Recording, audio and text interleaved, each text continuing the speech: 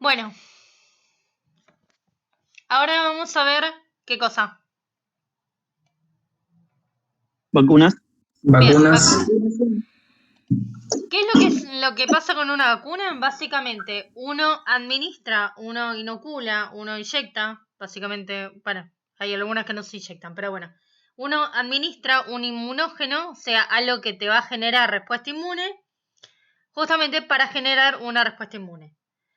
La función es disminuir la mortalidad, o sea, la cantidad de muertes que se dan por esa enfermedad, y por otro lado, disminuir la morbilidad, que es la cantidad de personas que se enferman gravemente de esta enfermedad.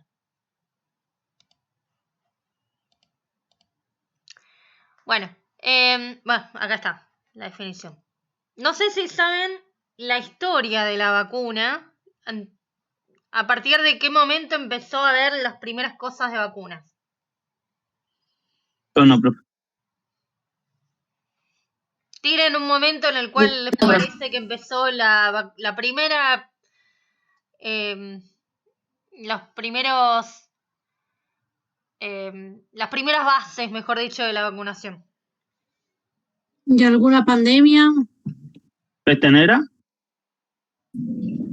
Empezó en China en el siglo... No, empezó en China en el siglo X. Así que imagínense que lleva mucho tiempo. Pero recién se hizo popular a fines del 1700. A él supongo que no lo conocen. Él es Jenner. Era un médico y hubo una epidemia de viruela en Europa.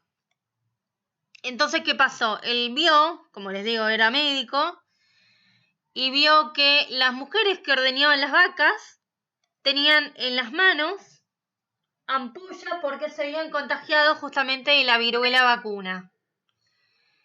Entonces, ¿qué fue lo que hizo? Agarró las ampollas que tenían las mujeres en las manos. Porque vio, eso no lo aclaré, vio que esas mujeres, si bien se habían contagiado de la viruela de la vaca, no se enfermaban de la viruela humana. Entonces pensó que había algo, y tenía razón, que estaba generando inmunidad. Entonces agarró las manos de esas mujeres con las ampollas que tenían y inoculó el contenido de esas ampollas, se lo dio a un chico. Y ese chico, efectivamente, primero se agarró como una leve viruela y después efectivamente no se pudo contagiar de la epidemia de viruela que estaba habiendo en Europa. Entonces, por eso, vacuna viene justamente de vaca. Porque a mí siempre me pareció raro la carne vacuna con la vacuna que uno se aplica. Pero sí, tienen básicamente el mismo origen de la palabra. Esta historia no sé si la conocían. La verdad que no. No, profe. profe. Bueno, la historia que es menos conocida aún es esta de acá. Que es que básicamente, como les digo, esto fue más o menos 1700. Y en 1803 estaba un rey que se llamaba Carlos IV en España. Y una de las hijas había justamente muerto por viruela. Entonces, ¿qué pasó? Él quería llevar la vacunación, él estaba en España, y quería llevar la vacunación a América. El punto es que acá en América no había vacas, y por otro lado, el virus no podía sobrevivir más de 10 días. Entonces, ¿qué hizo? En los barcos puso a un montón de... porque los viajes eran muy largos, entonces es imposible llegar acá con la vacunación. Entonces, agarró una trayectoria, un barco, donde lo llenó de huérfanos, que partieron justamente desde Galicia, en España. Y ¿qué es lo que iba a pasar? Uno se iba a ir generando la vacunación al otro. Y entonces de esa forma daba tiempo a llegar acá a América y lograr generar después la vacunación en el resto del continente, básicamente. Y después cuando llegaron a América, se dividieron esos chicos en dos grupos. un lado fue hacia China y Filipinas y el otro de los chicos fue hacia América del Sur, todos propagando la vacunación. Esos huérfanos no volvieron a España, salieron de A Coruña, en España, en Galicia, como les acabo de decir. Y de hecho, si uno va a Galicia, está este monumento en representación de los huérfanitos que fueron los que prepararon la primera vacunación acá en América.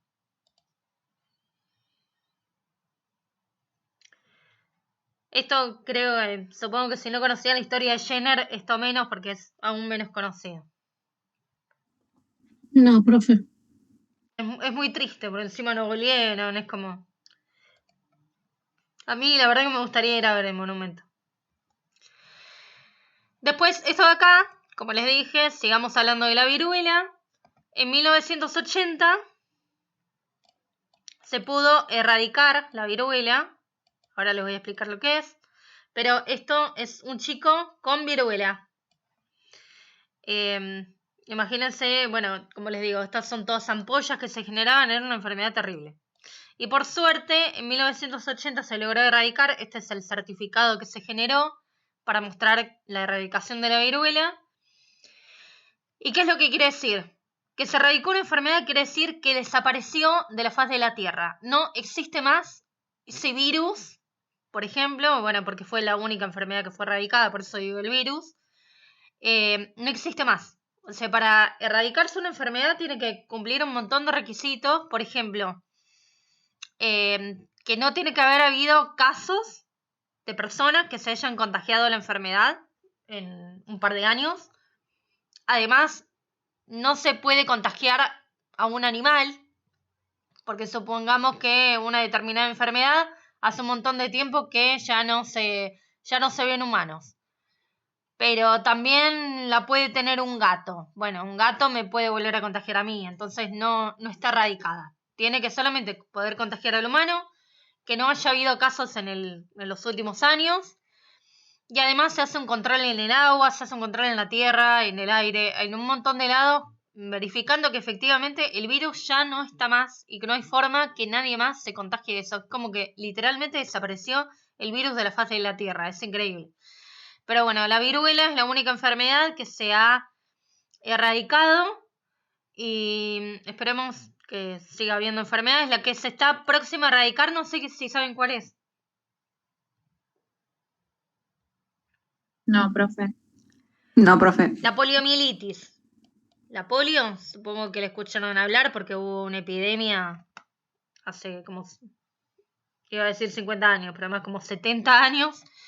Hubo una epidemia acá en Argentina, bueno, y en mucha parte del mundo también, pero la polio, por suerte cada vez hay muchos menos casos y está cerca de la erradicación. Yo todos los años me voy fijando a ver si siguen habiendo casos. Sí, siguen habiendo casos. En el 2023 en todo el mundo hubo solo 7 casos de cepa salvaje. Después hubo también por vacunas, que ahora les voy a explicar, vamos a hablar un poco más del tema. Pero por cepa salvaje hubo realmente muy poco y esperemos que dentro de poco se pueda erradicar. Profe, Sí, decime. sabe que en mi trabajo hace un mes a una compañera le detectaron supuestamente viruela. Pero el médico le dijo así, no es viruela, sin haberle hecho ningún examen, sin nada. Simplemente le dijo, no es viruela. Sí. No, pero si la viruela está erradicada. Es más, le pasó un certificado médico diciendo que era viruela. Bueno, sí, igual mi amiga se dijo que no, ni se preocupó porque dijo que no era nada, pero el médico así sin más le dijo, es viruela. No, lo que puede llegar a ser es viruela, por ejemplo, la viruela del mono que estaba circulando hace incluso unos años, pero no viruela, porque no está mal la enfermedad. Ahora vamos a hablar Claro, un poco de la viruela del mono. a más de que ni siquiera le hizo un examen, nada, directamente le dijo No, así. pero es que está erradicada, no está más. De hecho, por eso también ya no se da más la vacuna contra la viruela. La gente grande sí, la tiene, pero la gente de ahora no. Porque no desapareció de la faz de la Tierra. Ahora, como les digo, vamos a hablar un poco de una cosita de nada, pero de la viruela del mono. Pero tienen que entender una cosa más antes. ¿Hace cuánto sacaron la vacuna? Y después de la erradicación. Si se erradicó en el 80, no sé, pero después de la erradicación seguro, porque si no, no la pueden sacar antes de que siga habiendo gente que se sigue contagiando. De hecho, con la viruela del mono se estaba hablando de eso, de que, bueno, la gente que se había vacunado en su momento contra la viruela del mono tenía, pasa que no me quiero adelantar, pero tenía una cierta protección. Ahora, como les digo, lo van a entender un poco mejor ahora en un ratito.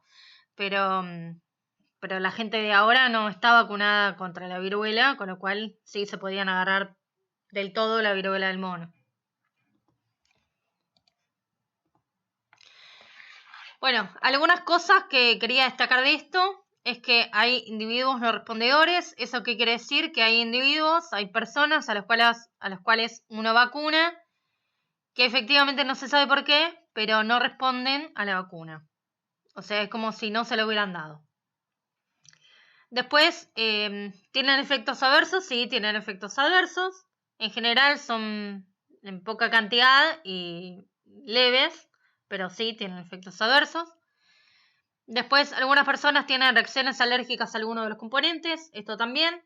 Eso impide que si, por ejemplo, para una determinada vacunación uno requiere aplicarse un par de dosis, por ejemplo, la vacuna del dengue, que son 2 dosis separadas por 3 meses. Bueno, si sos alérgico a uno de los componentes, te aplicaste la primera vacuna, sos alérgico a uno de los componentes, la segunda no te la podés dar.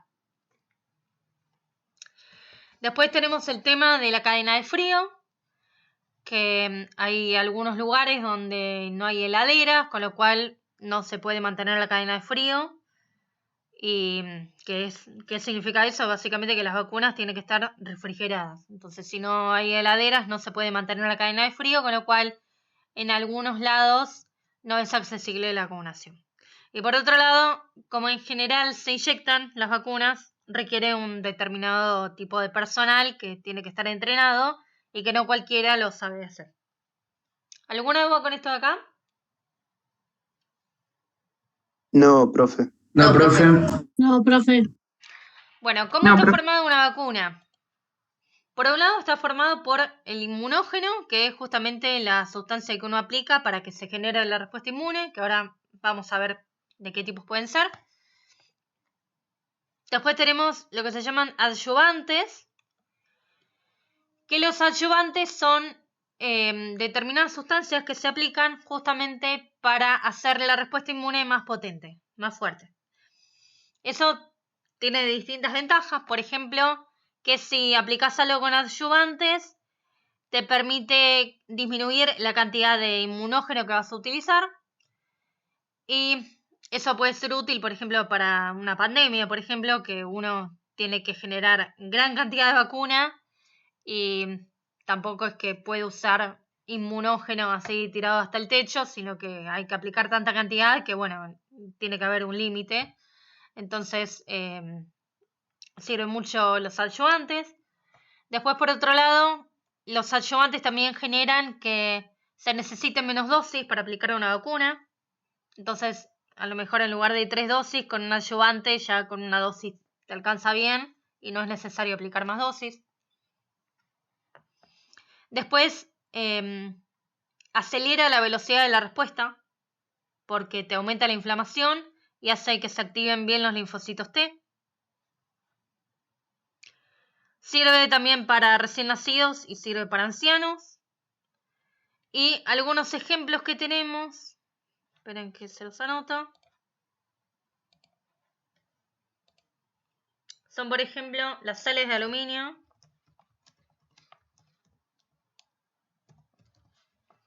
y el hidróxido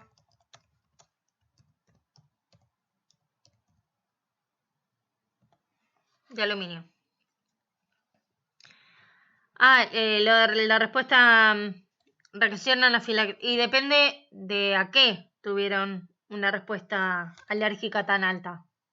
Si no tiene nada que ver con alguno de estos componentes, sí se la pueden aplicar.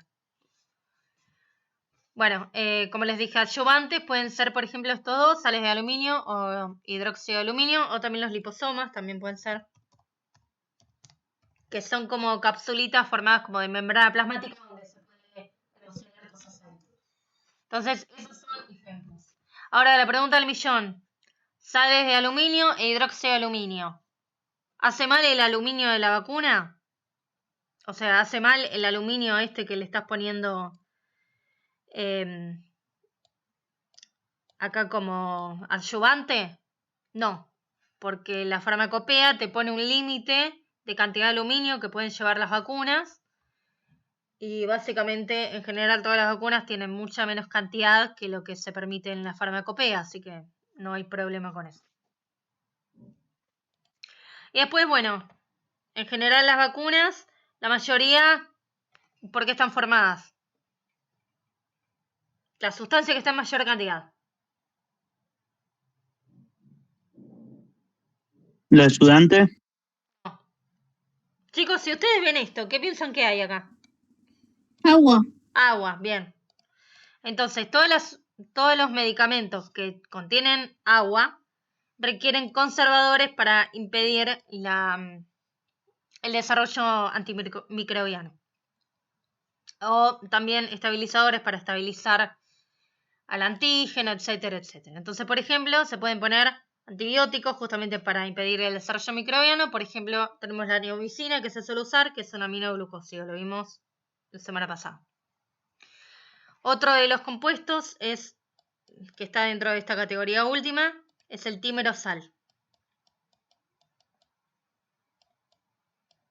que vamos a hablar de esto en un rato. ¿Alguna duda? No, profe. No, profe. Ahora vemos que podemos tener, por ejemplo, vacunas a microorganismos enteros. Dentro de esta categoría tenemos de dos tipos: vacunas a microorganismos vivos atenuados o vacunas a microorganismos muertos. Primero voy a explicar lo básico de las vacunas a microorganismos enteros y después vamos a ver cada uno en particular. Entonces, la ventaja, por ejemplo, dice: se genera respuesta inmune contra distintos epitopes del microorganismo. Y también otra ventaja es que si hay otras cepas, otras especies que también tienen alguno de estos epitopes, también puede servir la vacuna. ¿Esto qué quiere decir? Esto lo voy a explicar acá con esto de acá. Ven el paint, ¿no? Lo que estoy dibujando. Sí, profe. Bueno, supongamos Sí, que profe. esto es una bacteria o un virus o lo que sea que está entero. Ahora bien, yo tengo distintos epitopes que les dije que son distintas estructuras que hay colocadas, ¿no? En la superficie. Entonces, ¿qué es lo que va a pasar? Si lo doy a microorganismo entero, se pueden generar anticuerpos contra esto, anticuerpos contra esto otro, anticuerpos contra esto otro. O sea, tengo múltiples estructuras contra las cuales se puede generar anticuerpos y se puede montar la respuesta inmune. Eso es lo primero. Se genera respuesta inmune contra distintos epitopes del microorganismo. Por otro lado, dice: si hay otras cepas o otras especies que también tienen alguno de esos epitopes, también puede servir la vacuna. ¿Qué quiero decir con esto? Yo tenía estos epitopes. Ahora bien, supongamos que esto es lo que pasaba, que les dije, la viruela y la viruela del mono. Supónganse que esta es la viruela humana y esta es la viruela del mono. ¿Son parecidas? Sí. ¿Son iguales? No, son diferentes porque es justamente otra especie, digamos. Entonces,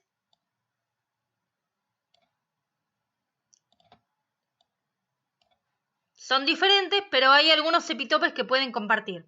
Entonces, por ejemplo, tenemos este que está acá, que es el mismo que este que está acá. Entonces, si yo tenía aplicada la viruela humana y se me habían formado anticuerpos contra esto de acá, la viruela del mono, al tener este mismo epitope, también el anticuerpo que se me había generado contra esto, se me puede generar O sea, va a reaccionar contra una estructura que también comparte esto. ¿Se entendió? Sí, sí. Sí, profe. Bueno, por eso, profe. por eso habían dicho que si, por ejemplo, te habías aplicado la vacuna de la viruela humana, el año pasado creo que era cuando estaba lo de la viruela del mono, bueno, también tenían un cierto grado de inmunidad de esas personas. ¿Por qué? Porque tenían epitopes que se compartían. Bueno, después vamos a ver ahora las desventajas. Desventajas. El cuerpo puede reaccionar muy potentemente justamente porque estás dando un microorganismo entero y la respuesta inmune se genera contra todo del microorganismo, entonces puede ser más intenso.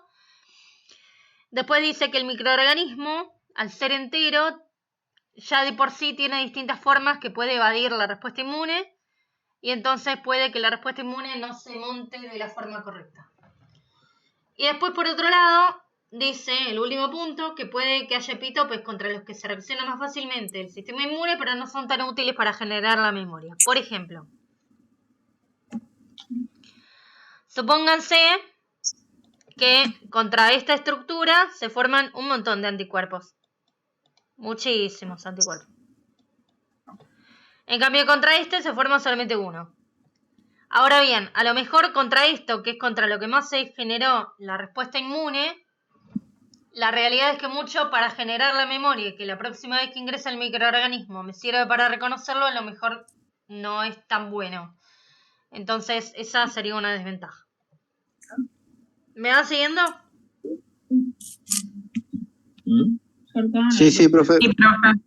Bueno.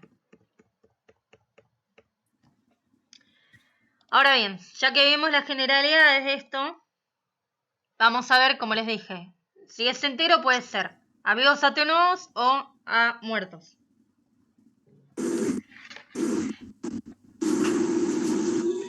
Chicos, silenciense, por favor. Si es a microorganismos atenuados, ¿qué quiere decir? Son microorganismos que están vivos, pero se los lograron modificar pasándolo a través de sucesivos medios de cultivo y lo que sea, para que, si bien pueden dividirse y pueden replicarse, eso es lo que quiere decir replicarse, si bien pueden dividirse y pueden generar la respuesta inmune, no me pueden infectar y causar la enfermedad. Así que, tal como dije, son vivos, pero están modificados justamente para que a mí no me genere la enfermedad. Como les acabo de decir, al estar vivos, se pueden dividir. Por ese motivo, debido a que se pueden dividir y que están vivos, es que la respuesta inmune es más potente. Como ya de por sí es más potente, no requiero adyuvante, porque el adyuvante era para potenciar la respuesta inmune. Si ya está alta, como que no necesito eso. A su vez, como ya la respuesta inmune es alta, necesito pocas dosis. La inmunidad es mayor duración. La respuesta inmune, al ser alta, es de linfocitos T y de linfocitos B. O sea, respuesta, esto es lo que se llama... Esperen, ¿dónde está esto? Acá. Lo que es una respuesta de linfocitos T se llama respuesta celular.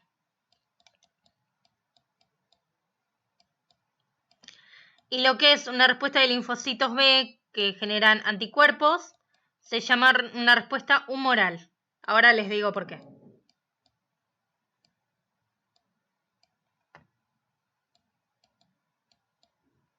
Humoral. ¿Por qué es eso de humoral? Humoral, no sé si saben lo que quiere decir o qué quería decir en latín humor humoris. Seguro que no, pero por la duda lo pregunto. No, profe. No, profe. Humoral venía del latín que, como les digo, venía de un término que era humor humoris, que significaba líquido. De hecho, de ahí, humor humoris, humor, viene la palabra humedad. Humor, humedad. Viene del, o sea, la humedad es un líquido que está, por ejemplo, en el aire. Bueno, justamente viene de ahí, de ese término. La palabra humoral, como acabo de decir, quiere decir líquido. Hay un montón de estructuras dentro del organismo que tienen la palabra humor, que justamente implica un líquido. Por ejemplo, en el ojo tenemos el humor vítreo y el humor acuoso. Son estructuras dentro del ojo que implican que están formadas por líquido.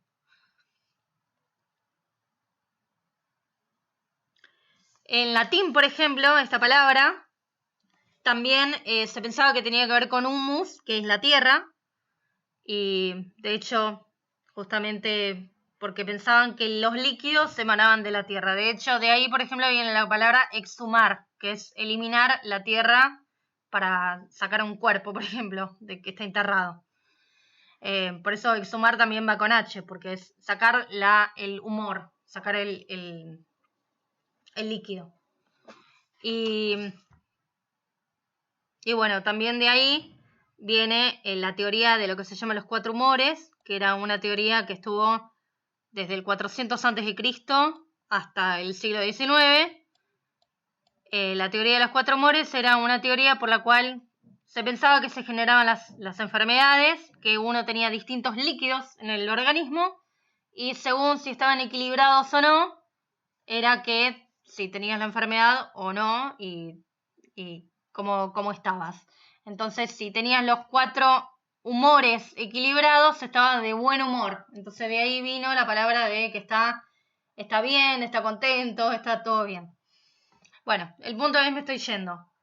El punto es, la respuesta de linfocitos T se genera con anticuerpos, no con anticuerpos, con microorganismos atenuados genera respuesta de linfocitos T, que es respuesta celular, y también de linfocitos B, que son de anticuerpos justamente, que es la respuesta humoral, porque es como la respuesta de líquidos, digamos. O sea, fíjense que los anticuerpos se terminan también, o sea, no están sueltos, sino que están dispersos en un líquido. Entonces, bueno, nada, eso para que sepan de dónde viene la palabra humoral y celular. Porque el otro día lo di oralmente y me lo preguntaron, así que les explico que, bueno, en este caso, seguro que lo escucharon. Bueno, esta es una respuesta de tipo, porque cuando se veían con las vacunas del COVID se hablaba, esta es una respuesta de tipo celular, esta es una respuesta de tipo humoral.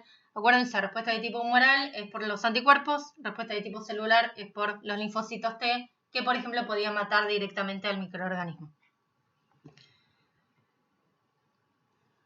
¿Hasta acá vamos bien? Sí, profe. Sí, profe. Bueno, sí, profe. Justamente, como les dije, microorganismos atenuados son justamente vivos. Vivos era que se podían dividir, porque estaban vivos. Como se pueden dividir, justamente se puede propagar a la población. O sea, a mí me vacunan y otra persona también puede llegar a adquirir el mismo, si está en contacto conmigo, puede llegar a adquirir ese microorganismo que justamente está vivo y se puede dividir en esa persona y también generar la respuesta inmune. Eso tiene que ver con la inmunidad de rebaño, colectiva o de grupos, que lo vamos a ver en la diapositiva que sí. Ahora bien, como les digo, están vivos, no se pueden administrar a inmunosuprimidos. Como les dije, en este caso son microorganismos vivos que si bien se pueden dividir, se fueron modificando, digamos, para que no causen la enfermedad. Ahora bien, eso de ahí se puede revertir y puede ser que cause la enfermedad. ¿Es raro? Sí, es raro. Pero una persona que no tiene el sistema inmune correctamente, imagínense que se le da vuelta la inmunidad, el microorganismo y puede generar la enfermedad, es como que no sería conveniente que le cause la enfermedad. En cambio, a una persona que está inmunocompetente, si llega a revertir el microorganismo no pasa nada porque lo podría combatir. Por eso tampoco no se le puede dar ni a inmunosuprimidos, ni por ejemplo a personas que viven con inmunosuprimidos. O sea, si alguno de ustedes está conviviendo con un inmunosuprimido, determinadas vacunas no se las podrían dar. Y acá tienen ejemplos. La BCG, que es para la tuberculosis, la antirrubiola, el antisarampión, la antivaricela y el antidengue. Todas son vacunas a microorganismos atenuados.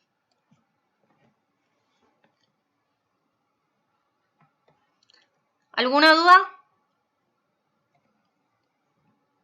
No, profe. No, profe. No, profe.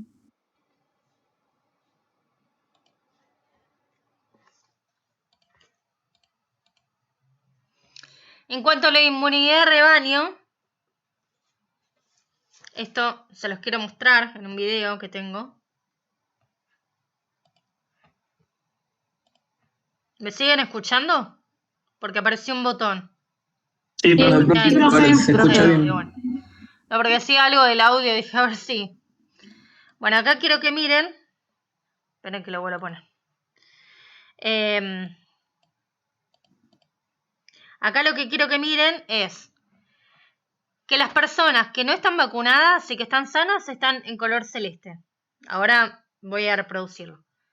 Después, las personas que se vacunan van a estar en color amarillo y las personas que se enferman van a estar en color rojo.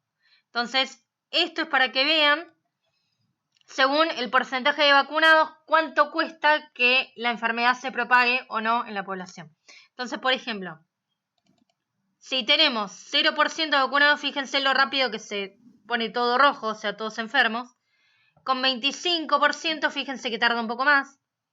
Con 75%, fíjense que tarda más en propagarse.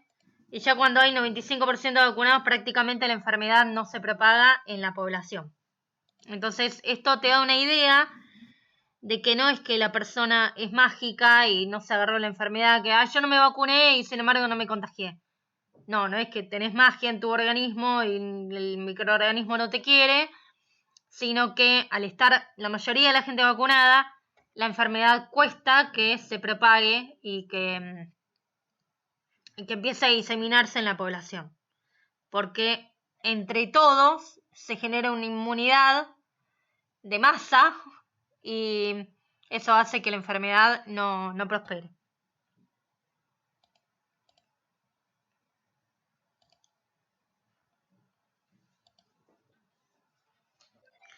Con esto de acá de microorganismos atenuados, lo que les quería comentar es lo de la vacuna Sabin. ¿Para qué era la vacuna Sabin, saben?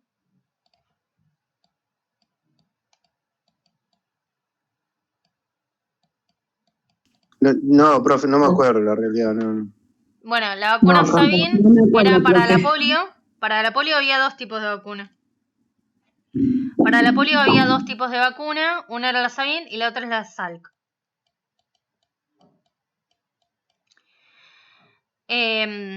La Sabin era a microorganismos vivos atenuados. Y la otra era la Salk. Ahora bien, desde hace unos años acá se dejó de dar la Sabin justamente porque están los microorganismos vivos y acá, como dije, la polio está cerca de erradicarse a nivel mundial, pero específicamente acá, si bien les dije que hay 7 casos más o menos en todo el mundo en el 2023, la realidad es que en este país hace años que no está habiendo la polio. Entonces, dar algo que está en microorganismos vivos y que si bien no van a generar la enfermedad, podría llegar a revertir y causar la enfermedad en alguna persona, sería muy grave. Entonces, por ese motivo se está dando la Salk, que es a microorganismos muertos. La Sabin ya hace unos años la sacaron totalmente de circulación. Y como les dije, está habiendo 7 casos más o menos por año, incluso hay veces que cada vez como que está disminuyendo la cantidad de casos de la polio a nivel mundial, pero que en realidad esos 7 casos eran más porque algunos se debían a la vacunación, entonces hubo 100 y pico de casos. Bueno, justamente por eso, porque se está dando la vacunación en algunos países que es a microorganismo vivo y revirtió. Entonces tenemos mayor cantidad de casos, pero sí, lo salvaje, que fue lo que les dije, son pocos casos. Esperemos dentro de poco que cada vez sean menos. Bueno, ¿alguna duda? No, profe, perfecto. No, profe. Bueno, acá lo que les dije, vacunas a microorganismos muertos o inactivados. ¿Por qué hice la aclaración de muerto o inactivado? La realidad es que los virus, como les dije, no son seres vivos, entonces no se puede poner microorganismo, si es un virus, no se puede decir virus muerto, porque los virus, si no están vivos, tampoco están muertos. Entonces sí se puede decir inactivados. Bueno, obviamente como es un microorganismo muerto, no se pueden replicar, por lo cual, o sea, no se pueden dividir, ¿no? Un cadáver ahí como que es imposible que se replique. Lo mismo que con un cadáver humano. Un cadáver humano no puede tener relaciones sexuales. Excepto, bueno, que lo violen, ¿no? Pero no estamos hablando de necrofilia. Entonces, bueno, el microorganismo al estar muerto no va a poder replicarse. Lo único que van a aportar es la estructura esa para la cual se puede generar la respuesta inmune, pero nada más. La respuesta inmune es menos potente porque no se pueden replicar, con lo cual van a ser necesarias varias dosis y se van a requerir adyuvantes que era para potenciar la respuesta inmune. Al ser la respuesta inmune más suave, no es de linfocitos T, es solamente de anticuerpos. Y al no replicarse, no se puede generar la difusión a la población. Ejemplo de esto, como les dije, la SALC, que les acabo de nombrar, la hepatitis A y las vacunas antigripales. ¿Alguna duda? ¿Se entendió, profe? No, profe. No, profe.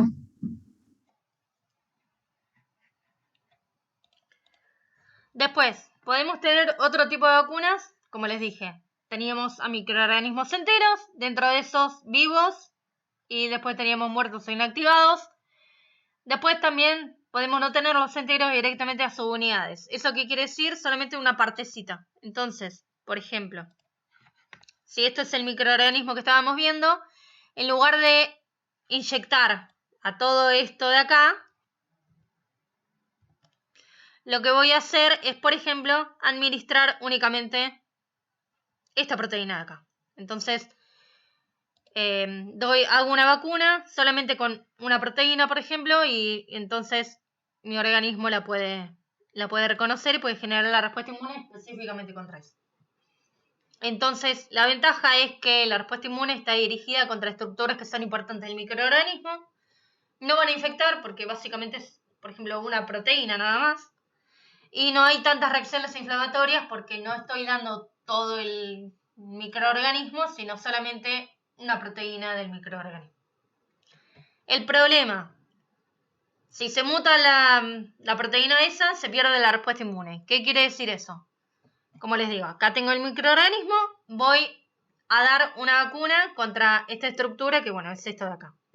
Ahora bien, ¿qué pasa si el microorganismo muta y en lugar de tener esta estructura, tengo esta de acá? Yo estoy dando la vacuna contra esto, pero ya mi organismo no tiene más eso, tiene otra cosa distinta. Entonces, si bien la respuesta inmune se me genera contra esto, cuando vea al microorganismo no lo va a reconocer porque no está más esa estructura ahí. ¿Me siguieron? Sí, profe, ¿esto puede llegar a pasar? Sí. Sí, Claro, profe. sí. Es un riesgo que tenés si lo estás dando específicamente contra una estructura. De la otra forma, si dabas todo el microorganismo,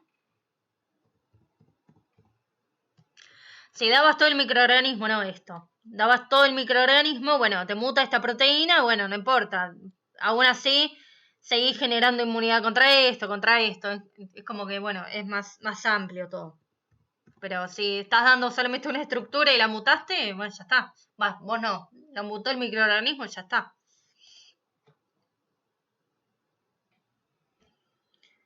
Esterilizado lo que quiere decir es que justamente eliminaste del todo la cantidad de microorganismos que hay, así que es incompatible con lo que me estás diciendo.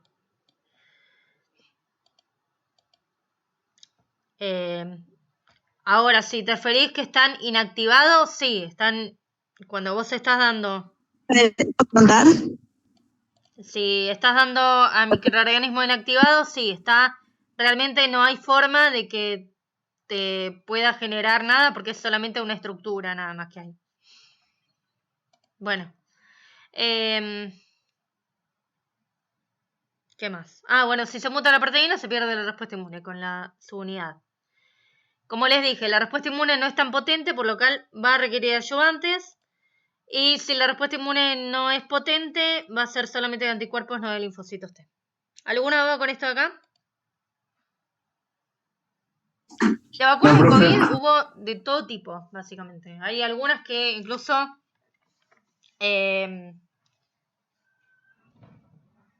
hay algunas que hay de otro tipo que se va a ver ahora, que lo voy a hablar ahora, que se empezó a hacer específicamente para las de COVID. Pero de COVID hubo de todo tipo, básicamente. En cuanto, después tenemos el otro, que son vacunas de ADN y ARN. ¿Se acuerdan lo que era el ADN y el ARN? Sí, profe. ¿Qué era? El ADN eran las proteínas y el ARN eran la transcripción, digamos. No. Ambos eran un código. Voy a ponerlo así queda más claro.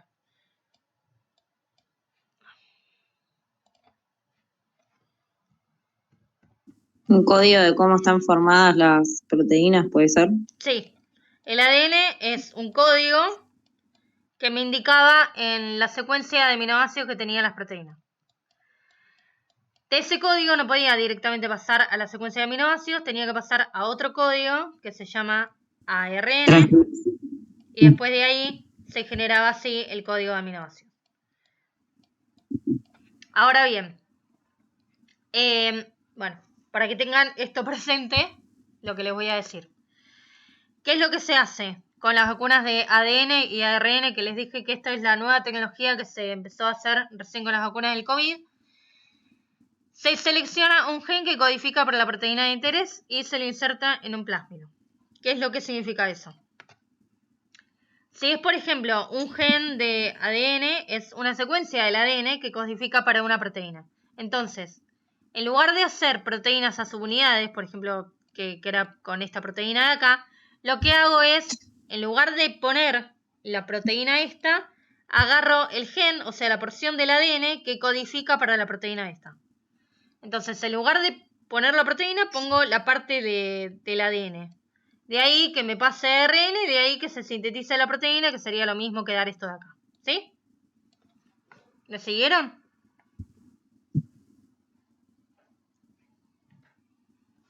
Sí, profe.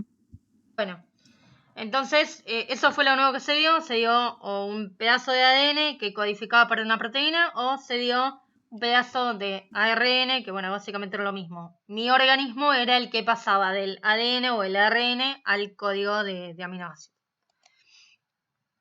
Y se los insertaba en un plásmido. Un plásmido, ¿se acuerdan que les dije que era un pedazo de ADN, por ejemplo, de una bacteria?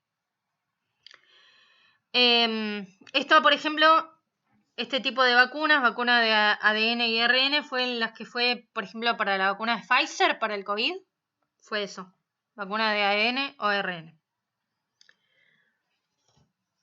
Después de vacunología reversa.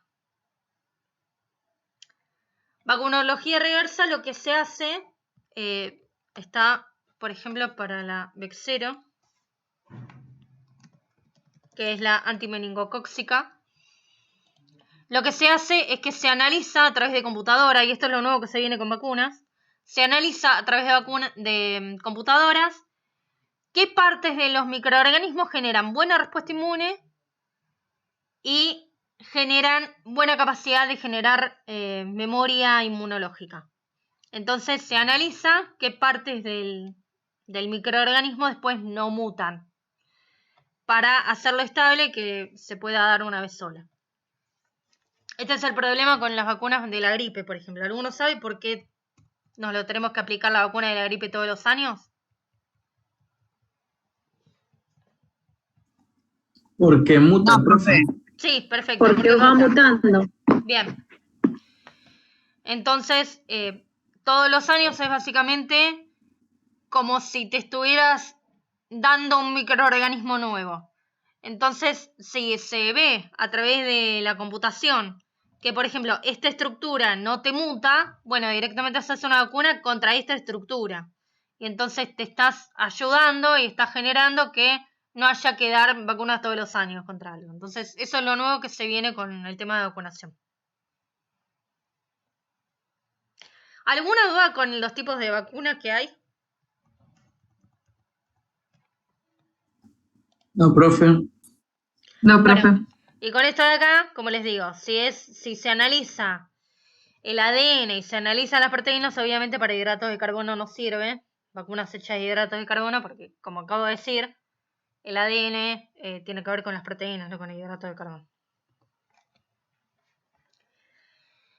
Después, ¿dónde uno se aplica la vacuna? Puede ser intramuscular, subcutánea, intradérmica u oral. Entonces, fíjense qué significa cada uno. Intradérmico, a ver, primero, esto es la piel, ¿sí? Bueno, la piel sería hasta acá, digamos. Vamos de nuevo. Esto es la estructura de la piel. Entonces tenemos la piel, está la dermis, que es la capa más externa de la piel, y después tenemos el tejido subcutáneo, que es lo que viene justo debajo de la dermis. Después por debajo tenemos el músculo. Ahora bien, entonces, la intradérmica, como suponen, justamente se lo aplica en la dermis. Para aplicarlo en la dermis, como es la parte más superficial, tienen que aplicarlo con una leve inclinación de la aguja, porque si lo ponen más inclinada van a pinchar más adentro. Por eso es que están los distintos ángulos de aplicación. Entonces, esa es la intradérmica. La intradérmica sirve para la BCG, que como les dije es para la tuberculosis, y después de que se la aplican queda como una gotita. Después tienen la subcutánea, que como ven el ángulo de inclinación tiene que ser mayor, justamente para que entre en el tejido subcutáneo, entonces el ángulo de inclinación es de 45 grados. Y para acá, la vacuna, para que se pueda dar en la parte subcutánea, no tiene que tener adyuvantes. ¿Y dónde se lo aplica? Se lo aplica acá donde está marcado en rojo, en el adulto, y después en esta parte en los chicos.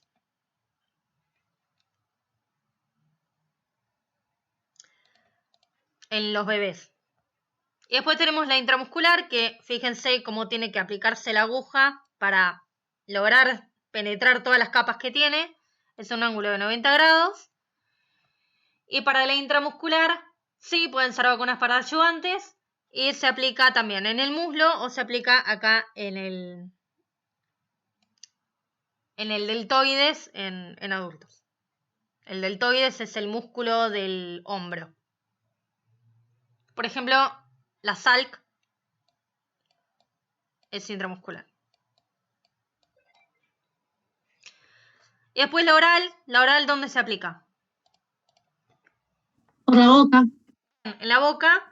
Y justamente sirve para todo lo que tiene que ver, se aplican unas gotitas, y sirve para todo lo que tiene que ver con inmunidad de la parte digestiva, digamos. Entonces, por ejemplo, para vacuna del rotavirus, que justamente es una vacuna que te genera problemas gastrointestinales, sirve bien aplicar algo que va a llegar directamente a esa zona. La ventaja es que es barata, es sencilla y que no duele. ¿Alguna duda de acá? La Sabin se aplicaba, ¿no? Así era oral. Sí, la Sabin era oral. Pero como digo, ya al menos acá no se aplica más. Y ese que dijiste la BCG, que cuando se aplica te queda en el brazo la marca. ¿Qué pasa si no te queda la marca? ¿O a qué se debe esa marca? La marca se genera, es con la BCG la marca. Con la viruela creo que también se generaba. Pero bueno, la marca es con la de la BCG. Es por una respuesta inmune muy fuerte que se genera. Pero bueno, uno igual si quisiera hacerse la prueba, tenés la prueba para la inmunidad, que es la prueba de Mantoux. Esperen que se los escribe. Porque a mí particularmente no se me marcó, esa marca no la tengo en el brazo.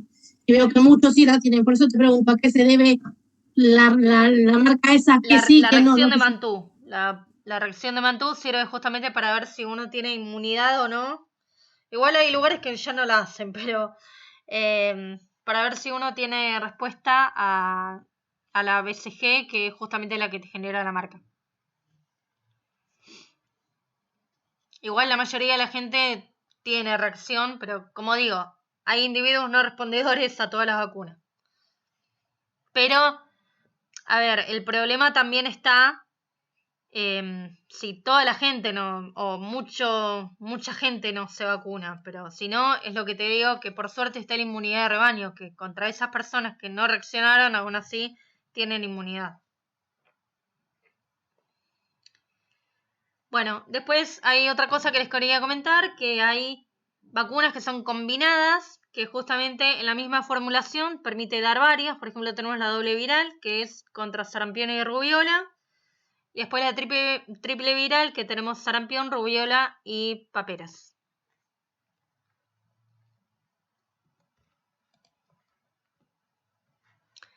En cuanto al calendario de vacunación, no les voy a pedir que se sepan el calendario de vacunación de memoria, ni por casualidad. Acá igual les dejé el link por si quieren entrar a la página del gobierno y fijarse el calendario de vacunación. También te vienen los... iba a decir sachet de leche, no, los sachet no. No sé, creo que no. Pero en los Tetrabric te viene el calendario de vacunación. De hecho, justo el otro día lo vi. Y entonces acá tenés, por ejemplo, mes por mes o año por año, qué vacunas te deberías aplicar y en algunos casos muy particulares, por ejemplo, en adultos, en embarazadas. Entonces todas las vacunas que tenés. ¿Qué es lo que significa que algo esté en el calendario de vacunación? Que es obligatorio aplicarse esta vacuna que figura en el calendario, que es gratuita, o sea que uno no tiene que pagar por esa vacuna, y que en vacunatorios y hospitales públicos te la puedes aplicar sin necesidad de orden médica. Y además, al ser obligatoria, te la van a pedir para determinadas cosas, por ejemplo, para entrar al colegio, salir del colegio. Con salir del colegio me refiero a graduarte, ¿no? No que me tuve que retirar porque tengo fiebre, sino para graduarme o para ingresar en la escolaridad, me la van a pedir. Para exámenes preocupacionales también, para el DNI a veces también, para licencia de conducir, para un montón de cosas te pueden llegar a pedir este tipo de calendarios. Yo no recuerdo la verdad la última vez que me lo pidieron, pero bueno, al menos deberían. Igual, profe, ahora sí te piden orden del médico. ¿Ah, sí? Sí, para vacunas. Más aún si es con obra social. Ah, mira. Sí, también. No tenía esa.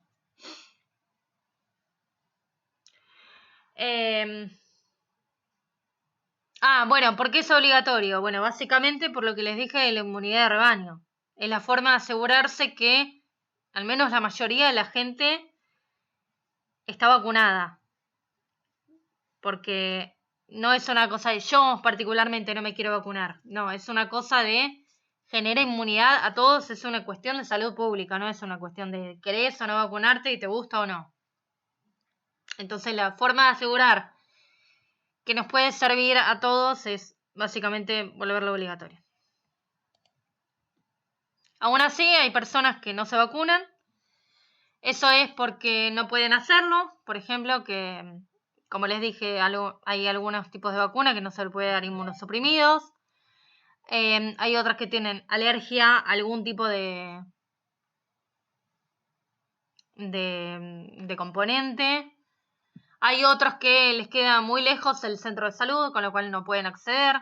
Hay otros que tienen miedo y después, bueno, está el movimiento antivacunas que vamos a hablar un poco del tema.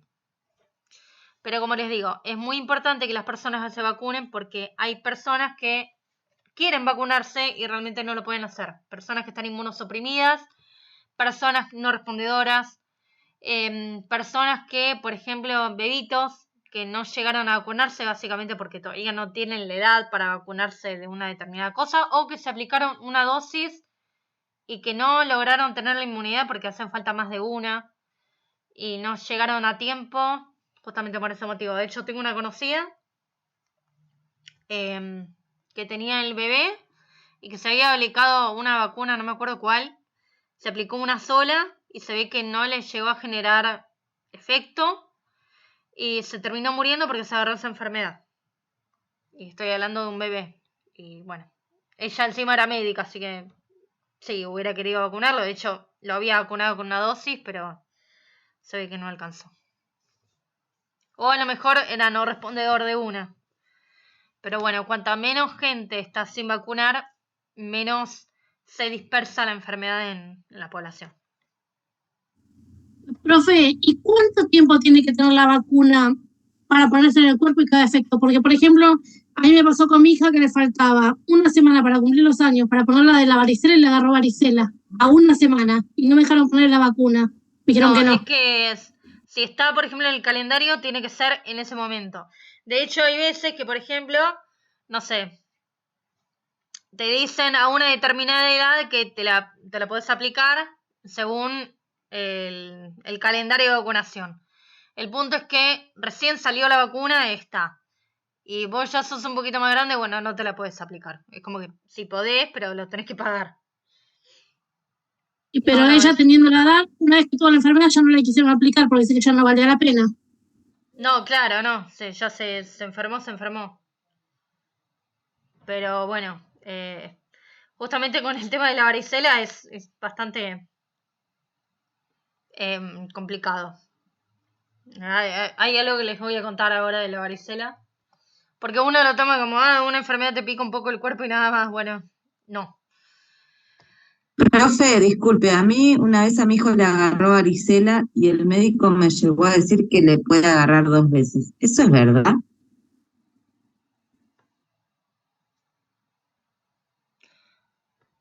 Mirá, la inmunidad te genera.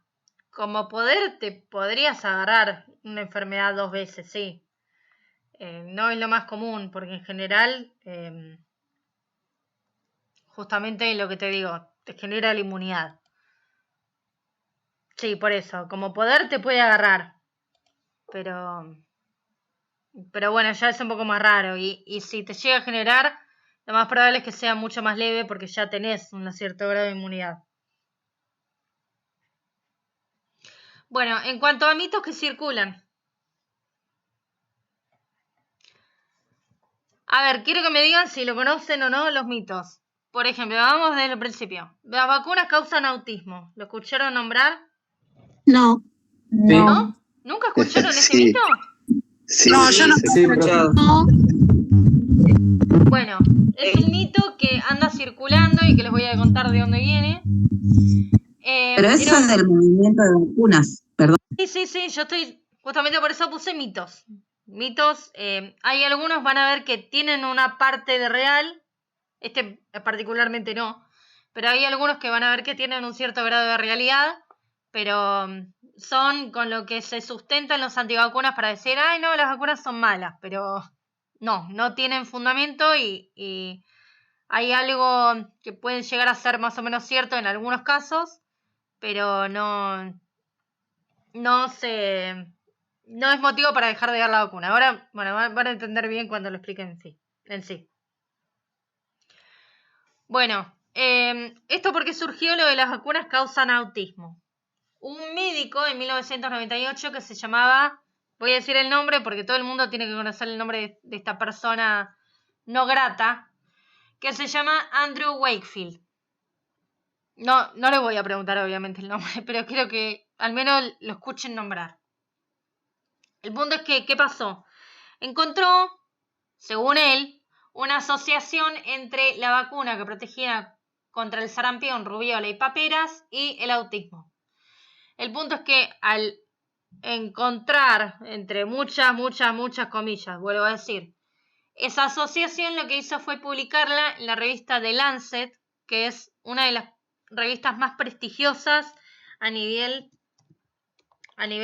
biológico, donde se publican descubrimientos nuevos biológicos y todo eso, muchas veces se publican en The Lancet, es muy prestigiosa. Y bueno, imagínense que se empezó a correr la bola de que The Lancet había publicado que la vacuna causaba autismo. El punto es que pasó. Después se hicieron estudios epidemiológicos y se vio que efectivamente no tenían nada que ver el autismo con las vacunas. Y además, en 2004, esto como les vuelvo a decir, esto se publicó en el 98. En el 2004 se supo que Andrew Wakefield había recibido dinero para hacer esa publicación. En el 2010 le revocaron el título de médico y además The Lancet salió a hablar pidiendo disculpas por haber publicado eso en la revista. Pero bueno, ya el mal ya estaba hecho y no causan autismo ni nada por el estilo. Ahora bien, muchos van a decir, ahora hay más autistas que antes. Sí, bueno, sí, hay más autistas ahora que antes, no por la vacuna, sino porque aumentaron los métodos de detección del autismo. De hecho, hasta, por ejemplo, el 2013 se pensaba que era una enfermedad que solamente la tenían los hombres y se pensaba que eran únicamente las personas que se quedan mirando fijamente un lugar y se mecen de un lado para el otro. Bueno, no. Hay autismos con diferente grado de necesidad de apoyo y no es causado por las vacunas. ¿Alguna duda con este tema de acá? No. No, profe. Lo otro, No, profe. las vacunas tienen efectos adversos. Esto es cierto, como les dije, hay algunas de las cosas que dicen los antivacunas que tienen razón. Por ejemplo, las vacunas tienen efectos adversos, sí, tienen efectos adversos. Pero en general son leves y son en poca cantidad. No es que a todo el mundo le genere efectos adversos la vacuna. Y esto, para que vean datos, por ejemplo, 1 de cada 1 millón de personas que se aplica la vacuna contra el sarampión tienen reacciones alérgicas que ponen en riesgo su vida. O sea, 1 de cada 1 millón. Ahora bien, 1 de cada 100 personas infectadas de sarampión se muere.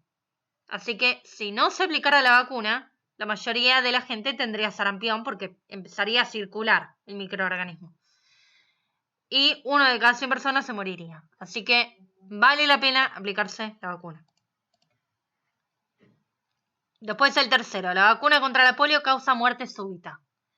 No, simplemente que la muerte súbita y la vacuna contra la polio se aplican más o menos en la misma franja de edad, así que es como que no es que una es causa de la otra, sino que simplemente son cosas que se dan en el mismo rango etario. Después dice, las vacunas previenen enfermedades que están desaparecidas en algunos países, por lo que no tiene sentido seguir dándolas. Lo que les dije, por ejemplo, de la polio, que, bueno, si acá ya no está más la polio, ¿para qué damos la vacuna para la polio? Ustedes vieron que el COVID se originó en China. Más lejos de China no podemos estar.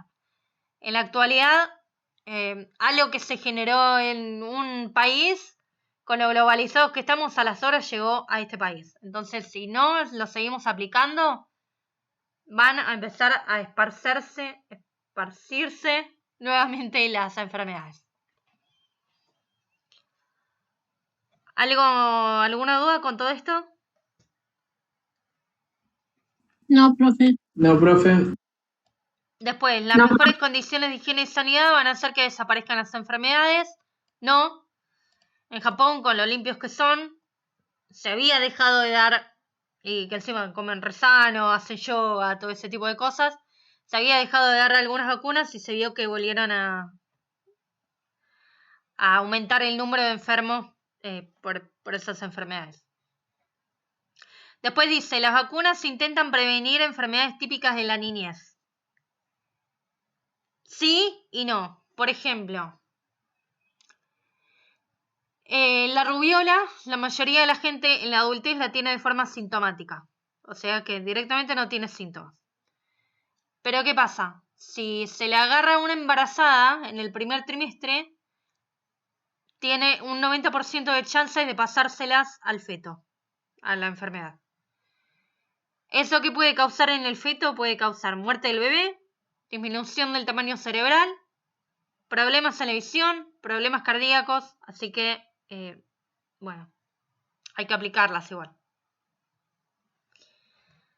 Después lo otro dice, es mejor inmunizarse por haber sufrido la enfermedad que aplicarse la vacuna. No, se genera el mismo tipo de respuesta inmune innata, después la adquirida, y la adquirida te ayuda a que la próxima vez que veas a ese microorganismo puedas reaccionar más rápido. Con la ventaja de que con la vacuna no tenés los síntomas y el riesgo de morir que hay por haber tenido la enfermedad.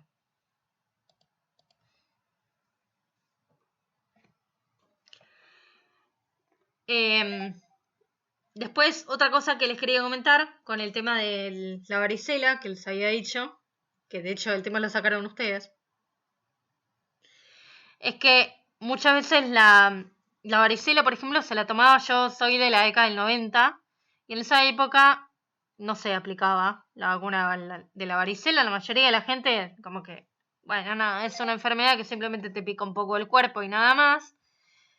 Y entonces era como que, bueno, no hay problema de nada, simplemente pasarás la enfermedad rascándote y listo.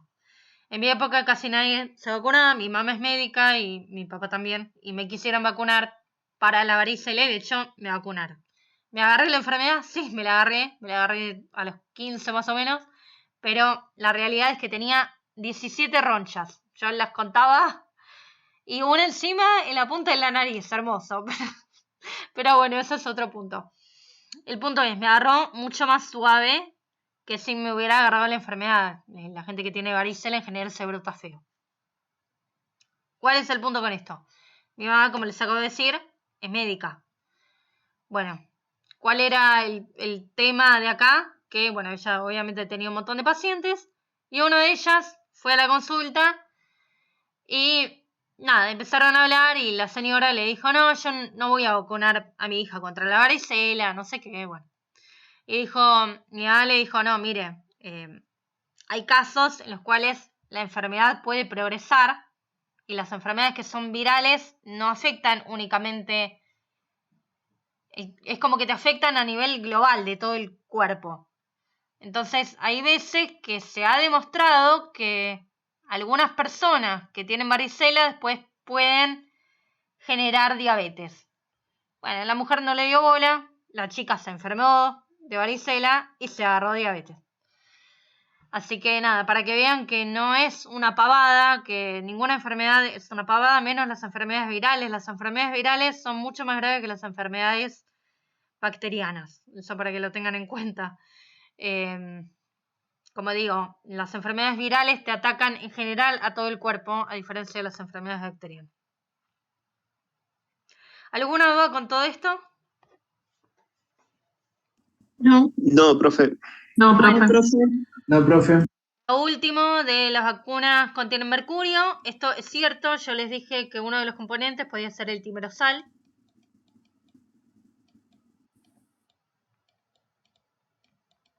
Bueno, esto es un compuesto de mercurio. Particularmente este es el etilmercurio. El etilmercurio no es un compuesto que sea dañino.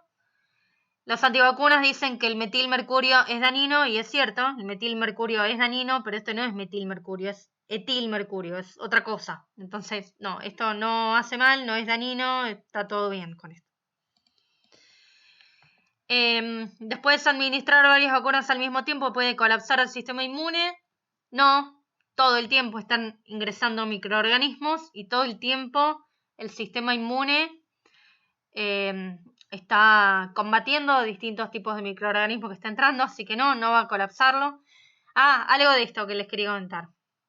Si son vacunas a microorganismos vivos, se pueden aplicar, o por ejemplo, 2 juntas. Si se tienen que aplicar 2 vacunas, se pueden aplicar 2 al mismo tiempo. O si se aplican una, después tiene que dejar pasar un mes para aplicarse la otra. Eso es algo que les quería comentar. Y después la última, de mi hijo no está vacunado, no se enferma, es muy sano. Como les digo, no es por magia, no es que sea mágico el chico, sino que básicamente no se enferma por la inmunidad de rebaño, que es que todos los demás, o la mayoría a su alrededor, están vacunados, con lo cual el microorganismo no puede propagarse en la comunidad.